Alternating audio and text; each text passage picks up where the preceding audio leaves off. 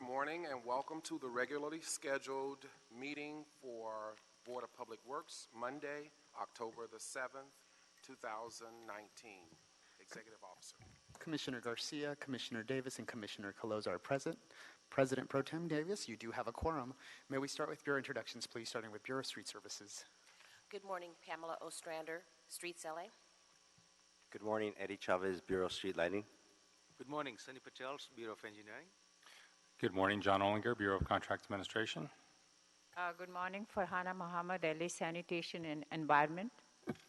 Good morning, Ted Jordan, Public Works General Counsel. Fernando Campos, Executive Officer. President Pro Tem, we did receive one speaker card under general public comment. We have no commentary under the Neighborhood Council comments section. We also received a speaker card on item number 1, 3, 7, 8, 9, and 17. Okay, with that, we will start with our public comment. Mr. Arnold Sack.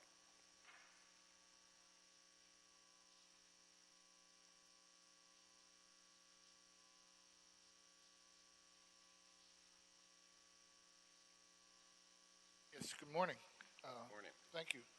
See some changes on the board. I'm sorry to see that, but life goes on. It's been pretty interesting couple days. I don't know if you've been reading the newspaper, but I think the person who's having the most fun in LA right now is the editor of the LA Times. He seems to be picking out targets and throwing out hand grenades on all these elected officials and trying to get people to, I don't know, pay attention to what's going on in government.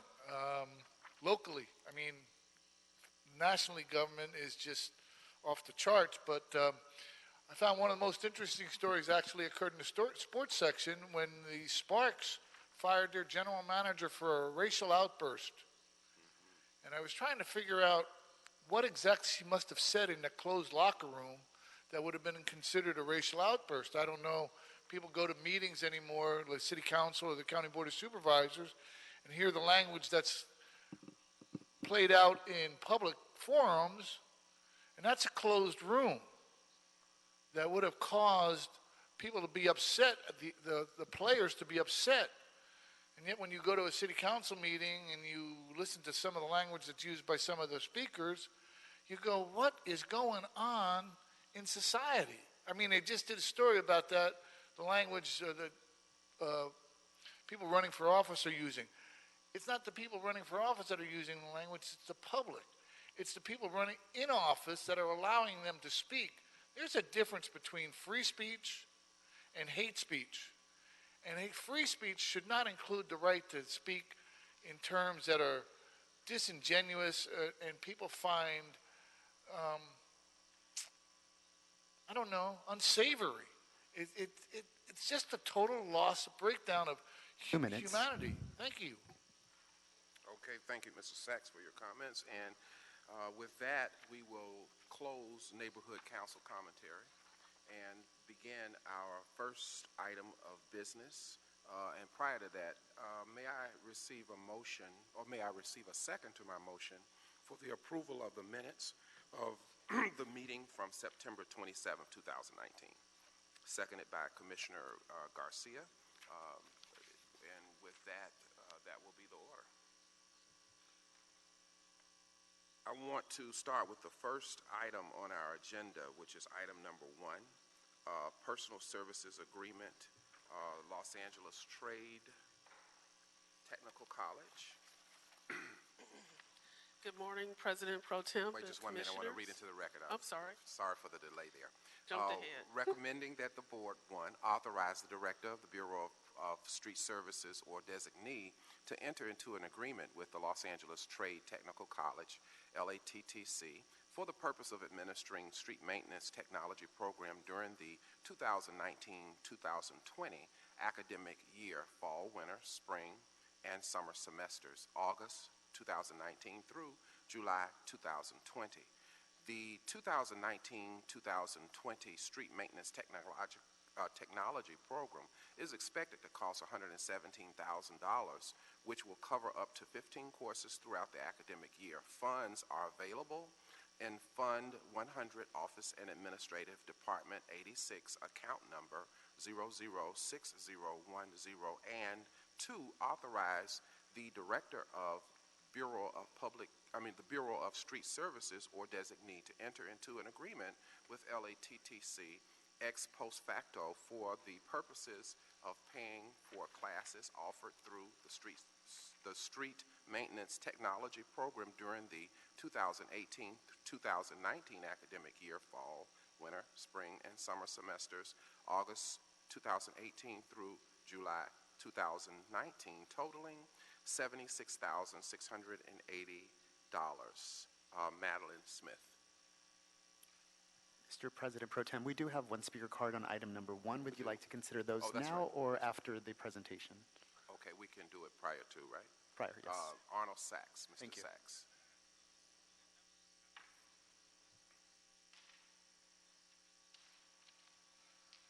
Yes, thank you. Good morning. I really hate nitpicking. So the cost actually went from, it's a $40,000 increase in cost. You said it was going to cover 100 spots in the program, sir? How much was covered, how many were covered in the previous year? And who teaches the street maintenance technology program? And is it only eligible or only city workers from the city of Los Angeles eligible to attend this class? And once they attend this class as a street worker maintenance person, would they then be given a raise for achieving the rank of, I don't know, street maintenance technology, whatever you're proficient in? I don't know what it could be. I've heard of a PhD, which is a pine handle degree, but that's something different. So I'm just wondering, A, why the increase in cost, and B, it says 15 courses, so it's 100 people taking 15 courses. Would that be the same for the previous year where it was 76,000? Thank you. Thank you. And now, Ms. Madeline Smith from the Bureau of Street Services. Good morning again. Good morning. President Pro Tem, Commissioners, Bureau Heads, and City Attorney, and Executive Officer. Would you like me to respond to You can include that in your report. the gentleman's questions? The classes are open to pretty much anyone who wants to attend through LA Trade Tech. They have to go through the regular application process. There is one class that's only open to Bureau employees. The classes are taught by instructors who were assistant directors or directors who have a plethora of knowledge. We have some specialty trained instructors from other departments within the city to provide more technical assistance. The classes, after they complete their course units, which now the minimum is 36 units, they walk away with a college degree, a certificate. With 60 units, they have an associate's degree.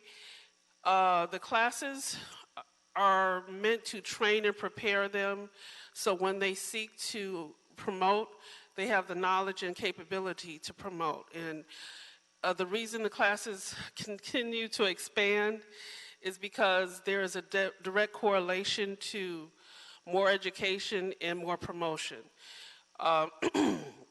Historically, one of our most famous teachers and students, I should say, which really ignited this program was the late William Robertson, who started in the field as a laborer and took the classes. And in his English composition for his report writing class, he wrote that he wanted to promote to a director, and sure enough, he did. So when other employees saw that and saw the direct correlation, it's been our marketing tool for a few decades now. So we barely have to advertise. I'm already getting calls for the future semesters to register for future classes. I believe I answered all of the questions. The reason for the increase in funding, which I was going to discuss, is because we see more need for training. We've developed 2 new classes that one is already launched in the summer. It's only open to Bureau of Street Services employees because of the nature of it, but it's a class that's designed to prepare those who were hired with the promise that in 6 months they would get their Class B license. This class is designed to help them pass the test for DMV. And the instructors and trainers for that class are direct communication with DMV, so they always keep their curriculum up to date. So they help to ensure that not only the employee walks away with a Class B driver's license, which is minimum for commercial, they also ensure that they're following DMV recommendations and rules and regulations. Also, they help them keep their job because some people are hired contingent on them getting their Class B license. In addition to that class, we've added a new upper level class, which is designed to take supervisors to the next level of superintendent. And as you know, a lot of us are at retirement age, so we need to replace that. And thankfully, retired Assistant Director Abraham Navarro is so committed to educating our staff after he's been retired for about 5 years. He continues to develop new classes that are designed to help them succeed in not only their career goals, but helps the Bureau succeed. The next upper level management class is strategic planning, which will be offered in the spring. So, the reason for the ex post facto approval, initially we go into contract with LA Trade Tech through a letter of intent. So it was a somewhat informal process. It would initiate them opening our classes and initiate the contract. However, since it was so informal, it was suggested that we use an AFE process instead of a board report. However, after we decided that, they started sending contracts. So we needed to back up and capture that in a board report to get formal permission for our director to go into contract with LA Trade Tech. In addition, the increase to 15 classes versus 10 classes, we also saw a need to try to teach some daytime classes. All of our classes are usually in the evening hours or in the weekend hours, but a lot of our employees live pretty far out, so it's a hardship for them. So to better educate our supervisors so they could be more responsive to the needs of the city, we decided to try to initiate some late afternoon classes that fit within their time schedule and would help further educate our employees. So that's the reason for the increase. I'm trying to capture, I don't want to have to come back to you and say we went over our budget. Sure. So I kind of projected for that. Has the leadership and the Bureau of Street Services found our relationship with the college helpful in terms of training? Yes. We have. Yes. And so I think that moving forward, as you have expanded the things that will be taught and trained to our staff, it will help us better meet some of the goals that we have in terms of work that we expect for these supervisors to do. Is that correct? Yes. Okay. Any questions from board members? Commissioner Caloza. Thanks, Commissioner Davis. One, I want to commend Streets LA for continuing to invest in their workforce and making sure that there's promotional opportunities available there and professional development opportunities. I just had a few follow-up questions that I wanted to ask. So can you remind us again how long this program has been in existence with LA Trade Tech? Originally, it started in the 1970s, but then it shut down. The program, as it exists now, though it's metamorphosized into this massive year-round program, was in 1991. So I've been collecting data from 1991 to now. I took over the program in 1999, and it's exploded into a really successful educational program. Sure. Great. So it's been around for about 28 years. Yes. And So just in the board report, because I know you're mentioning that there's, an increase in demand, but if you could just clarify, in the board report, it says approximately 175 students have received either a certificate of completion or an Associates of Arts from LA Trade Tech as a result of this program. Are those 175 students from Streets LA or 175 students in general? In general, So how many students actually graduated from the Streets LA I'm program? estimating about 150 to 175. There will be a significant increase. What I'm going to do, what I found our students kind of stop before they're close to the end for whatever reason. Some had kids, some also now have elderly parents that they're taking care of. So we are in the process of creating a huge database that will capture who is near graduation, and we have quite a few students that only need one class. So it's going to be up to me the next few months to convince them to finish so they can have that degree. So that number will be well over 200 by the time we finish. From Streets LA? Or I just want to know what the Streets LA number is for that graduated from this program. That graduated from the program? Yeah. Yeah. It'll be about 250. Well, can you repeat that? I'm sorry, Yeah. my hearing is muffled from my cold. Yeah, no problem. No, and just in the board report, it said approximately 175 students have received a certificate of completion or associate's degree as a result of this program, but it just says 175 students. So I just wanted to know what portion of those 175 students were actually from Streets LA. Oh, I'm sorry. 80%. 80%. We have some people who have fallen in love with the program outside of the Bureau. Usually, the majority are still city employees, though, but they're from different departments. So that's about around 3 to 4 graduates a year over the course of 28 years. Yeah. Well, yeah. Okay. So what projected increase are you expecting, given the I'm projecting increase in at least costs? 250. Because some of our classes are specialized, some students only intend to go to that class. For instance, motor sweeper operator. It specifically trains them and is part of the mandatory requirements for them to apply for that position. So they take that class, they get their certificate saying they can operate a street sweeper, and a lot of them stop for that. We don't push them only because a lot of them don't have the,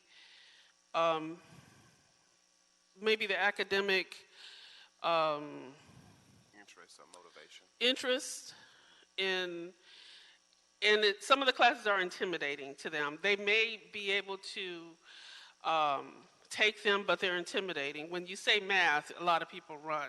But it's actually the math that we offer is tied into our what we do. So a lot of them will take one class or maybe 2 classes, and then that's all that they want to do. And so this fee that Streets LA is paying, that's just to cover the cost of the actual instructor, not actually cover the cost of tuition and enrollment fees for their employees. Is that correct? It covers all of that.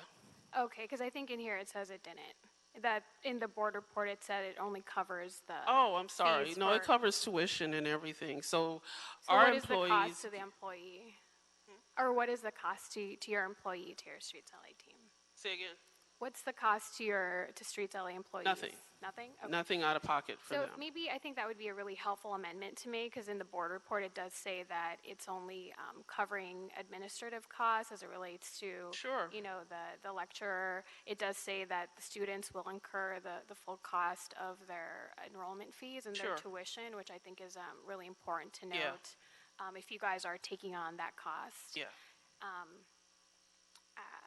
And then one of the other questions I had is, so is this actual program, has it always been structured for Streets LA to actually bear the full cost of paying for the lecture?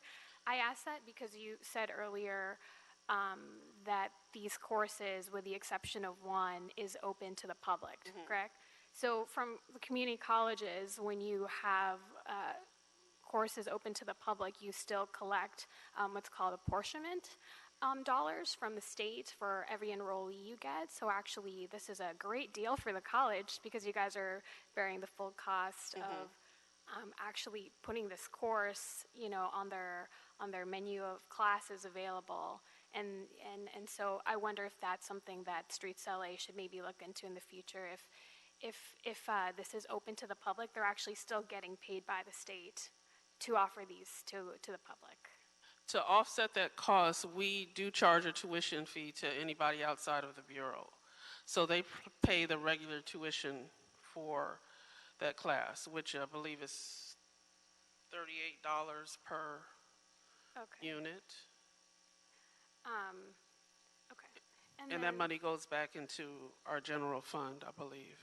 Got it. And then my last question, sorry for my colleagues, getting into very in the weeds questions, is this certificate actually signed and approved by the Chancellor's office? Because there's Yes. a lot, it is. It is. Okay, that's It's great. a real degree. Okay, that's great because it's, for those, if you guys are familiar, there's lots of certificate programs out there, but if it's actually not signed and approved by the Chancellor's office, it's not going to show up in your transcript if you were to enroll again in college or take another degree. No, it's a leather-bound That's degree that's signed That's by great. Okay, the chancellor. thank you for clarifying. I have no more questions. Great. I think it appears that the department and our leadership finds this collaboration with the school, with the college, to be a reliable activity for us in terms of training. We're responsible for the education and training of our individuals, and so our investment, I guess, at least over 25 years, Yeah. indicates that this has been a reliable activity for our department, for our bureaus, to have this relationship. And obviously, we have people, as the old saying goes, that feel that education is expensive. But if we feel education is expensive as it goes, try ignorance.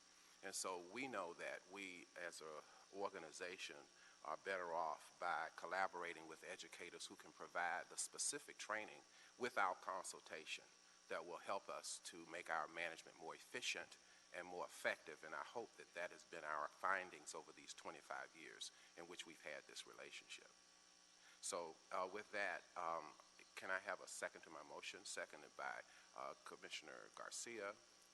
And if no opposition, that will be the order forthwith. Thank you. Thank you, Ms. Smith. Next, we will have item number 2, Office of Accounting. Let's see.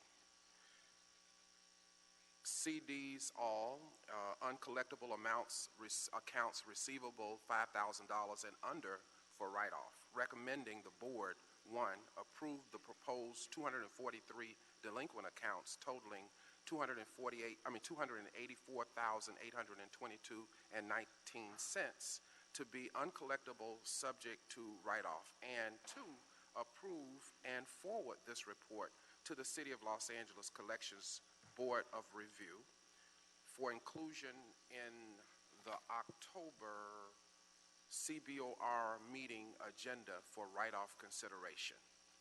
Michelle Delalia. Oh, Vicky.